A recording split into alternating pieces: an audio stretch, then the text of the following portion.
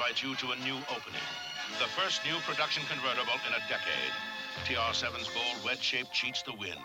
Its interior is designed around the serious driver to be both functional and comfortable.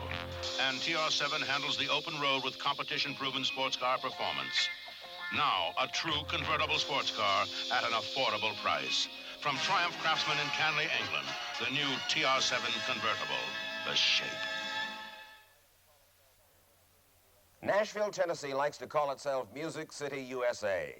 The fabled home of Minnie Pearl and Kenny Rogers, of Loretta Lynn and Roy Acuff, Tammy Wynette and Crystal Gale, and Elvis. This is the Nashville dream, the Elvis Presley's solid gold Cadillac. It's what so many of the tens of thousands of young and older hopefuls who flock through Nashville's Country Music Hall of Fame yearn for, dream about. Fame, fortune, stardom. Well, Elvis is gone, of course. But is there another Elvis waiting out there to be discovered? Rolling down my face. If you cry when you're in love, sure ain't no disgrace. This is Frank Crispo.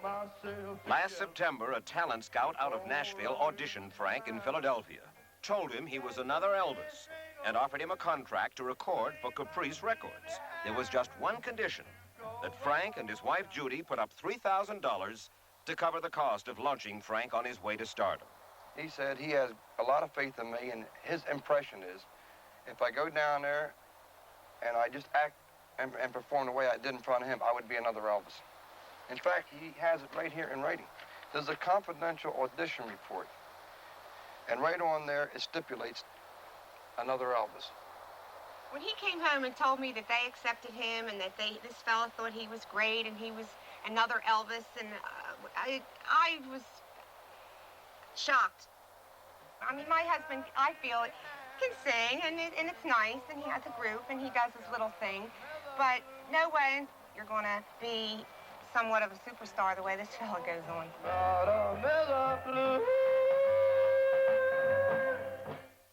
Another Elvis, which we first broadcast last January, is not just the story of Frank Crispo.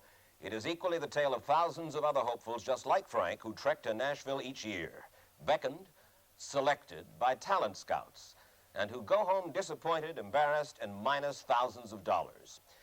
Take Frank Crispo. Right after Caprice talent scout Ben Barton offered him a recording contract, Barton dropped the other shoe. Frank would have to pay $2,966 to Caprice. Frank told us he smelled ripoff. We smelled a story, so we offered to foot the bill. We followed Frank on his drive down to Music Mecca. Oh, how I love those country songs, picking on that lawn, so make yourself at home. Nashville is the thriving home of the country music recording industry.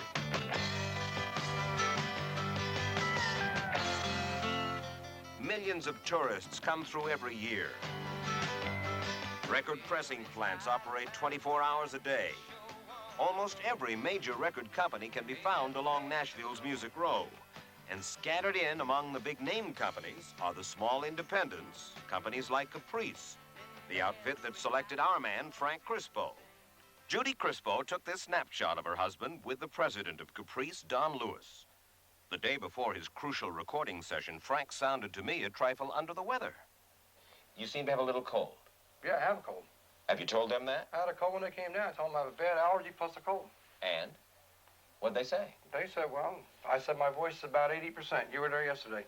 They didn't say nothing. Go on, cut the record. For a full 2 days and nights in his motel room, Frank rehearsed the songs that he was going to record. He followed as precisely as he could every instruction that his Caprice producer gave him. I broke a lot of pretty girls' hearts, but the biggest gamble of them all was when I gambled for your love. The morning of the session, we joined him at the studio rented by Caprice. He recorded 2 songs under the coaching of Caprice producer Roger LeBlanc. Many times, we learned, Caprice will run 2 or even 3 artists through a session like this, with each one paying the full tab, even though the 3-hour session is supposed to be devoted to just one artist. The profit to Don Lewis and Caprice Records from this one session? He refused to tell us, but insiders estimate it runs to at least $1,000. Make things right. Since we had no firm idea just how good or bad Frank's session was, we asked Johnny DeGeorge, head of the Nashville Musicians Union, to stand by and listen with us. Even though you're trying, it don't feel right. Well, now you've seen and heard a session here this morning, a session Right. done by Caprice Records, run by Don Lewis. Right, You heard Frank Crispo. right.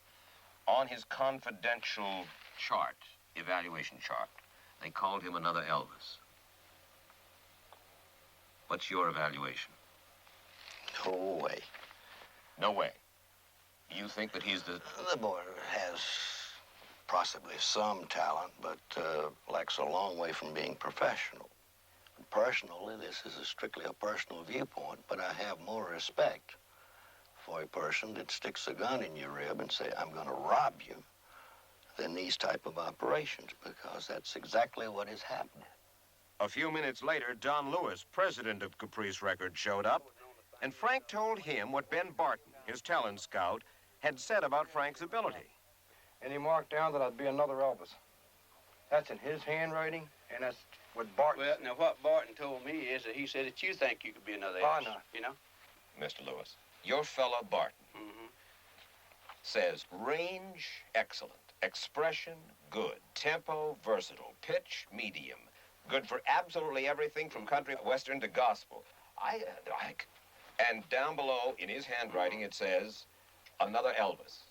Well, maybe he thinks he could be another Elvis. He come in here about he looks like, he does favor a little bit like Elvis. Oh, you so know? now you're changing your mind? No, I'm not changing my mind. Do you think he kind of halfway favored Elvis? I think that he Does he have the characteristics? Yes or no? We're talking about a man starting at the age of 40, spending $3,000. Do you know With of people that Caprice. started older than 40 and paid for their own records and had hit records? I'm going to ask you, between you and I, do I have any potential? In your opinion, your honest opinion. Well, let me ask you. Why can't you give a man an answer? Well, because I could sing for him and ask him, does he think I have to? It don't make any difference what I think. It's what the people think. It's what the DJs think, man. No, but I'm asking your unbiased opinion. What you think. Well, I didn't hear how you came I off think out you got a here. lot of talent. You know, well, I think you've got talent for that, and you wouldn't be here. Fair But I tell you one thing. I don't think you worked on them worth a damn. Because after you came in yesterday, Roger came up there and told me that either you're the dumbest guy he's ever tried to produce, or else you just didn't give a damn about learning your songs one way or the other. Now, which is it? I told him I had a sore throat. Yeah, but you didn't try, see? Well, I had the You said doctor you for wasn't my trying throat. to sing your songs. I wasn't trying. I was trying my No, you butt off. wasn't. Yes, I was. And he told me if you did like that day, he's going to kick your butt. See? Oh, yeah? Don Lewis told us he runs about 80 to 100 Frank Crispo types through his mill each year. But others told us he records twice as many as that. 3 weeks after our meeting with Don Lewis, Frank Crispo received this list of 300 radio stations to which Caprice, in compliance with their contract, said they were going to send his record. To date, there's been no reaction to the record, no follow-up. No one knows how many stations, if any, ever played his record. And Frank is back at his construction job. 60 Minutes is out $3,000. A lot of these rip-off artists are good psychologists. They understand the human ego. And all they have to do is say to somebody, hey, boy, you sound like another Hank Williams. You'd sell the farm. Nashville attorney Rose Palermo has seen innumerable hopefuls do just that, sell the farm and wind up broke and broken-hearted. She says the Nashville ripoff is a multi-million-dollar business. You say it's a multi-million-dollar ripoff? I don't see very many prosecutions down here in Nashville. I don't see hundreds of court cases and lots of people brought Well, in.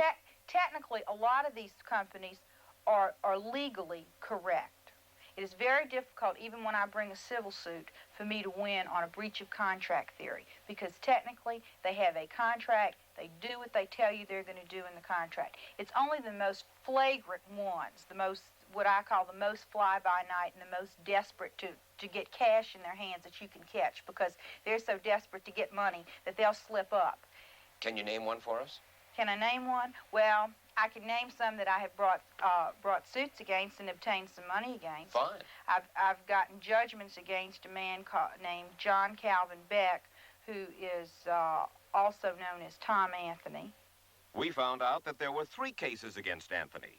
Those 2 clients Rose Palermo had represented, Haven Cash Clark, known as Mrs. Cash, and Charles Hostetler.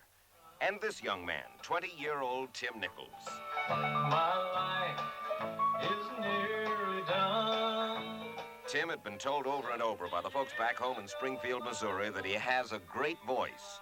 So last January, in response to an ad in Nashville's Music City News, his father Jim borrowed almost $4,000 for expenses, and to pay Chart Records' Tom Anthony, who likes to call himself Colonel Anthony, a man with a prison record involving forgery and white slavery, to pay Tom Anthony to record and promote his son Tim.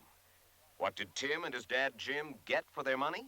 They got a recording session, but they didn't get a single record. Instead, they got promises. Jim, what kind of promises did you understand Colonel Tom Anthony to make? It wasn't no, what did I understand? It's just what he out and out told me. I mean, you know, we're going to do the recording session. We're going to make records. We're going to send them to the radio stations. Here we are now in October of 1978. When did this recording session take place? February the 28th, 1978. So it's been months and months and months. 8 months. We're talking in the neighborhood of $3,500 to $4,000 that we've got tied up in this thing, and I ain't got a thing. Not one stupid thing. The folks back in Springfield, Missouri, you must have told them you're going to Nashville, and Colonel Tom Anthony of Chart Records is going to record my boy, and he's going to be a star. Springfield. How about Virginia? How about Kentucky? How about California? What are you talking about? Man, I called the radio stations where we lived in Virginia and told them, I said, Joe, I said, look, I said, my boys did a recording session in Nashville. He's going to have records out. I said, and I told him to send you one. I said, how about listen to it? And if you like it, play it on the radio for me. People have come up to me and said, get your record yet? And I'll say, no, you know, I've just quit telling them what Anthony has told me, all the excuses. And, you know, they'll say, are you sure you made a record? You know, what can you say? They either figure you for a liar or a sucker. Nobody likes to admit they've been suckered. I tell you what, why don't you, Tim, and you, Jim, and I, why don't we go over and see Colonel Anthony? That suits me just fine. Colonel Anthony? Yeah. Well, sir, Colonel, these fellows have been telling me some stories about promises that you made to them, and they say that you've not followed through on some of the promises, and I'd just like to hear a little bit of it. Tom Anthony was unperturbed. He invited us in and agreed to go over the Nichols complaint that they had not yet seen a single record.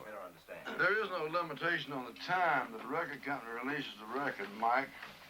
I'll be glad to show you a copy of Tim's contract with the record company. I'd love to see it. The thing about it is he promised me, we did it, in 2 weeks, we'll have your record out. You sat here and told us you already had the records pressed. We are going to have it out, Tim. I'll bet you are going to have to get it out now, by golly. No, I'm not going to have to. Why would you take the $2,700? You know, you made the statement blatantly that I have to. Don't you have to? I don't have to do but 2 things in this world. Live and die, and pay taxes. You and I both. So I don't have to. There's nothing in this contract that says I have to release a record. Then we asked the Colonel about 2 other cases that Rose Palermo had filed against him on behalf of clients whom he had allegedly treated in just the same way he had treated the Nichols. Rose Palermo told us that she had won both those cases.